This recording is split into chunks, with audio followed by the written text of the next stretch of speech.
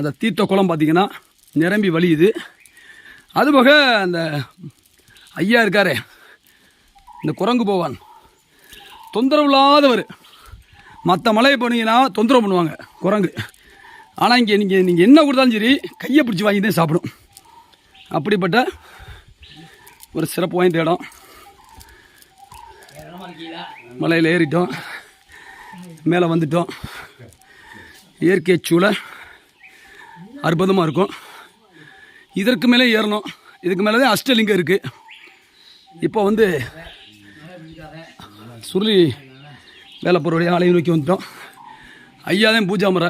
எங்கள் ஐயா, எங்கள் மருமையன் பார்த்தீங்கன்னா சுருளி வேலைப்பொருடைய ஆலயம். இந்த காட்சியை திருக்கட்சியை நேரில் வந்து பாருங்கள், அப்போ மட்டும்தான் தெரியும். சிவாய மகள் திருச்சிற்றம்பலம். மற்றும் நேரத்தில் சந்திப்போம்.